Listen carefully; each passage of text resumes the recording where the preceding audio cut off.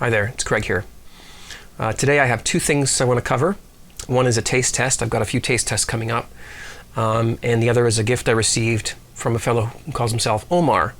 And he sent me something really special from the Netherlands. I'll talk about that in just a minute. First, I'm going to do a beer review. Not really a surprise, because I've had this beer before. Recently, Weird Beer brought me one, and I tried it. And you know, it was the first time I ever tried it.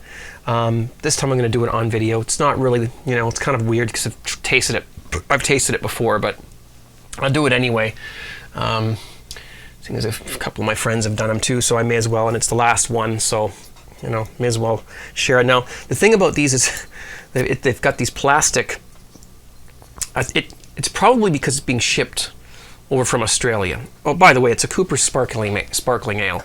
Sorry, I didn't position the light very well for this, but there it is. Got a little more of a subdued lighting today because of the thing I'm going to show you.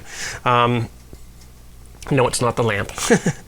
So, Cooper's Sparkling Ale, an actual Cooper's brewed beer, bottle conditioned, meaning that they carbonated it naturally in the bottle just the way we do when we do our home brew.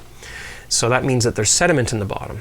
And the tradition here is that you tip the beer over to get sediment mixed in with the beer. Okay, that's what you do. Some people don't, but that's the tradition, I guess. The other thing is, again, this plastic top thing they've got that you've got to take off. Again, probably because it's coming from all the way from there. Who knows? It's a security feature. And I imagine those Australians taking it off with their teeth, just like that. Right? There we are.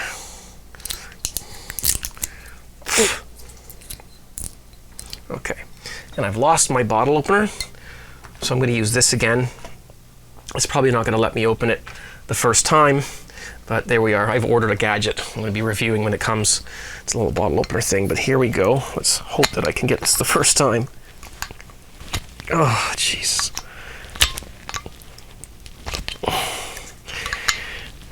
Honest to God. It's a can opener with a what they think is a bottle opener on the bottom. What they class as a bottle opener. Maybe I should just use my teeth for this one too. Mother of God.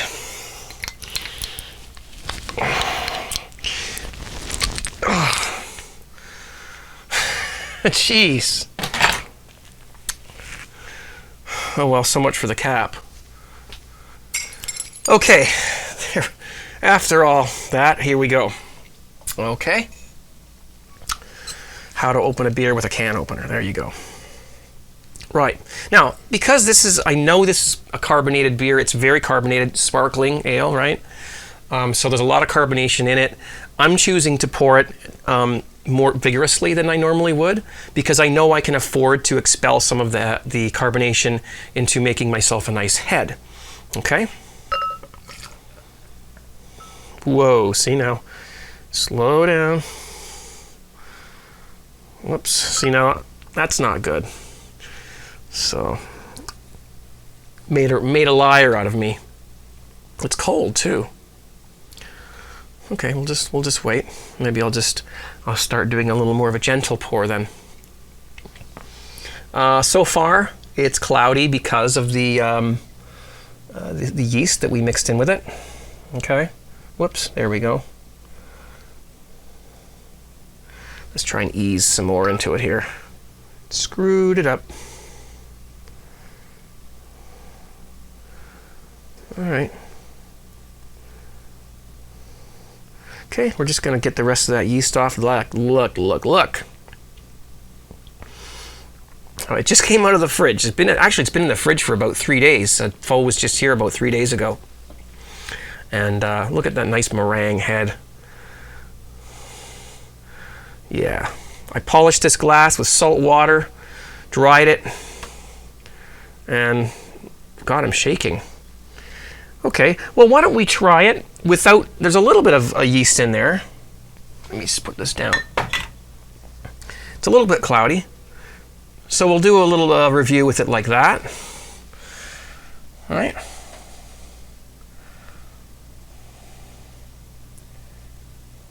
It has a, whoops. You know, this is, to me, it's different than anything I've ever had before. A fruity nose.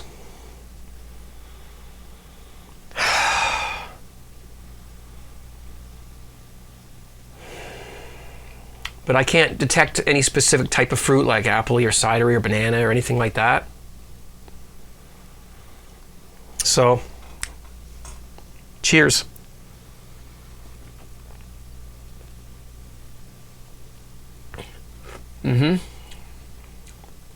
It's really good beer. I really like this one. I wish I could get it over here. It's so much better than the macro beers we buy. And by the way, it's 375 milliliters, 5.8% alcohol, so it's a nice strong beer. Surrey, and I think I'm gonna top it up with the yeast, the rest of the yeast. Yeast is good for you. It has vitamin B in it, vitamin B complex, which is good for you. It's good for depression, it's good for hangovers. And so if you're drinking your home brew and you know, you get a little bit of sediment in there, don't worry about it. Everyone, I get a lot of messages, people, you know, how can I, you know, get rid of the sediment? Oops, I got some sediment in there, it's cloudy, or, you know, this. It's not a big deal. I mean, we're taught by the macro breweries that the beer is supposed to be crystal clear, and it doesn't have to be. Okay, that's the way, it's a sales pitch, it's a cosmetic thing, all right? Okay, so now you can see it's much more cloudy than it was. That's why I put the lamp there, because it's a great way to show it, because it's not so overpowering. It's a kerosene lamp, I love it. My wife bought it for me. And so, yeah, cheers again, try it now. Look at that head and the lacing, oh my God.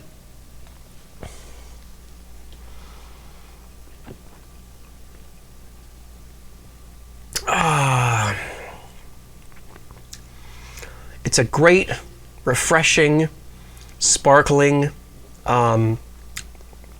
nice balance, nice hop flavor. I don't know. It's just a good beer. It kind of reminds me a little bit of like I made this with their Cooper's malt extract. They have a sparkling ale beer kit, which I did. And unfortunately, I don't have any right now. I drank it all. It's a little bit different than that.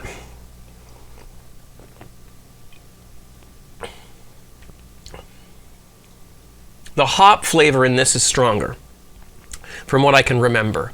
And actually, somebody did a beer review. On actually, a guy had the actual bottle of it, like I have here, and he had his homebrew version side by side. He did a taste test and a comparison. I'll put a link to that down in the more info section, so you can watch that and see what he had to say about comparing the two. I thought it was a really interesting video. But there you go. It's holding out nice, and it's a nice beer. If you can get one, try it. I think they should import it over here and let us buy it all the time, because it's a really good beer and good session beer, easy to drink. I could drink this all night. Well, it's 5.8% alcohol, I don't know, but still, there you are. Way to go, Coopers, once again. Okay, the next thing is very special. There's not another one like it in the world. And I have it. I received it. Now, let me just get this out of the way. Okay, this is a handmade clay pipe. All the way from the Netherlands, from Omar. Omar, I do not have your YouTube name. So if you want me to tell everyone what your YouTube channel is called, please email me and I'll put it at the bottom of the screen on an annotation so people can check out you and your channel. So Omar sent me this. It took a long time to get here. He sent it in a box. It was wrapped in wrapping paper kind of thing. See, there's the address. No, we don't want Omar's address on there. On the video. And then here's the box with all the, stuffing and stuff to keep it safe, because it is a clay pipe, so it's very, could break easily, excuse me. I've mentioned before that I do enjoy smoking a pipe, and I'm really looking forward to smoking this. I've been waiting for this, to do this video in order to smoke it. It has been smoked before by Omar. I think so, that's what he says. And I can tell it's been broken in just a little bit. I cleaned it out with some alcohol. I'm sure it wasn't dirty when it got here, but just in case someone else touched it or handled it during transit. I doubt it, because it was wrapped in this, so no one got into it. But it's always safe when you get a pipe from somebody or from eBay, just to give it a little sanitizing. I'm going to light this in a minute and see how it is. I just want to go over with you a little bit of a history of my pipe experiences. I got into smoking a pipe last summer, and pipes. Oh, by the way, I didn't wear my hat today. I wanted you to see how much of a hippie I'm becoming. And just before I get this all cut off, I thought I'd just display it, show you how much of a mess it was. But I think I'm going to get it cut. And let me know what you think. If you think I should keep it and grow it all along, I don't know. But probably just going to get my wife to buzz it all off again. Right, so my first pipe was this one here. It is just a cheap $30 drugstore pipe, basically. It sucks pretty much, but it was a start. The next pipe I bought was this one. Nope, sorry. That one there. I'm going to move my light just 1 second. Okay, that's better. Okay, so you can see that that's not a bad pipe. These aren't Breyer pipes or anything like that. They're not, Peterson or anything. They're just... This one's made of wood. The other ones probably aren't. Who knows what they're made out of. Okay, and that's not a bad pipe. That was a nice little... Not bad. It does have this thing in there that I don't know what that's for, if anyone can tell me. It's a little metal piece. It actually comes out, and it falls out sometimes when I'm smoking the pipe, which is annoying. So the third pipe I bought was this one. Another cheapie. Horrible. Horrible. Okay. I let my son have this. He pretends, because that's all it's good for. Then I found this lady in downtown, the pipe shop. She's this little German lady, and she took it, and she took my pipe, and she said, the one I brought her to show her, and she said, "Well, you haven't broken it in yet." She knew everything about pipes. She knew that. She knew everything. This lady, don't even know she smokes a pipe, but she knew. So I said, "Well, I need something. I want something nice, So she brought me out this one. And it's a beautiful little, sort of a nice shape. I like the balance of it. I like the clench, the way it sits. It's a nice light pipe. Again, it's not a Breyer pipe, but it is a good quality pipe. I forget the name of it. I'll put it on the screen because it's small here. And she also sold me this was a $70 pipe, so it's not bad. This was $40. She also sold me this one too, and it's a straight pipe. I like the idea of having a straight pipe, and it's got a little bit of a design on it. So, okay. So those are my pipes.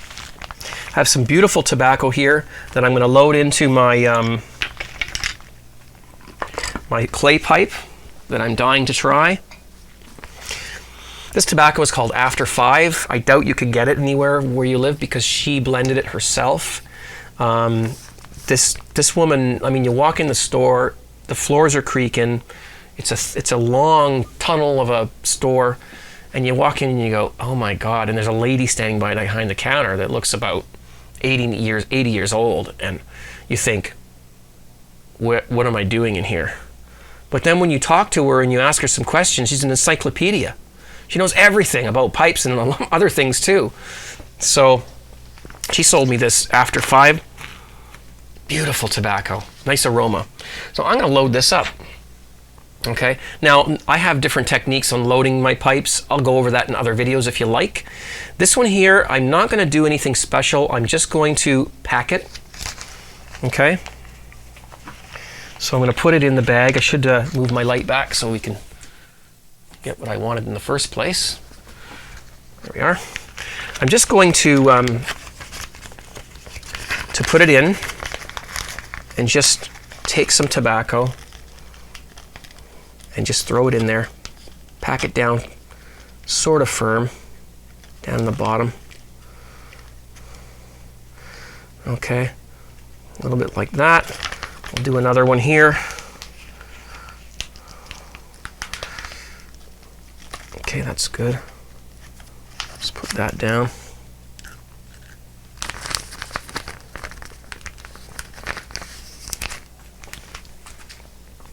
And I'm just going to pack this. Yeah, my hair is really bothering me. I really need to get it cut. It's too hot right now. So there, I've just packed it. It's nothing special. It's a small bowl, so you know, I'm not going to worry too much about how I pack it. I have my pipe lighter here.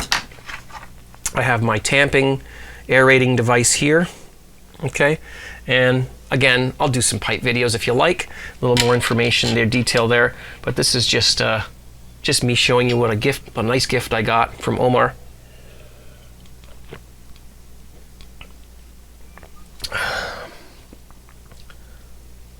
That is a nice beer. I really like that. That's exactly what I like in a beer.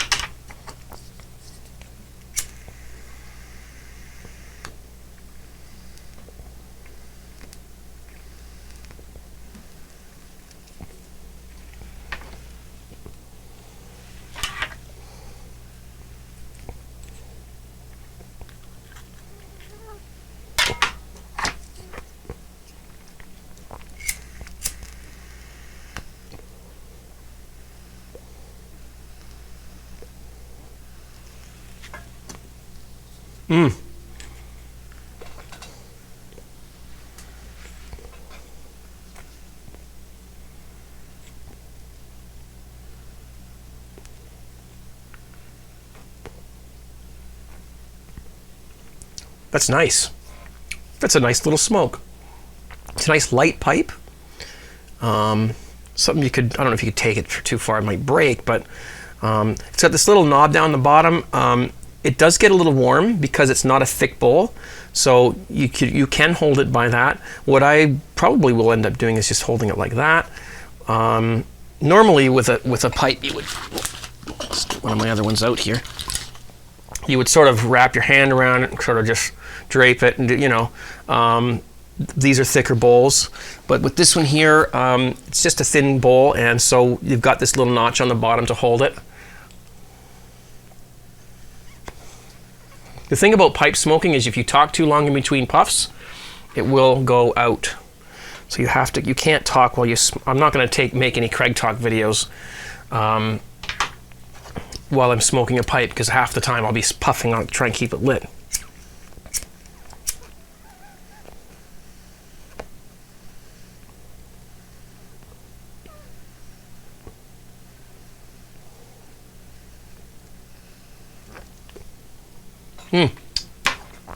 Beautiful. Thank you, Omar. Thank you so much. I will keep this. I will smoke it. It's a nice conversation piece, and it's one of a kind. It's handmade. There's no other one in the world like it, and that means a lot to me. Thank you.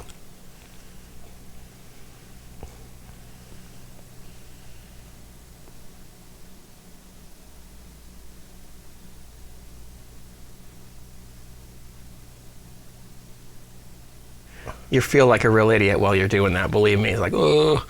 Anyway, okay, well, again, thanks to Omar for the pipe. Send me your email or your YouTube name so I can mention that, or so I can put it on the screen.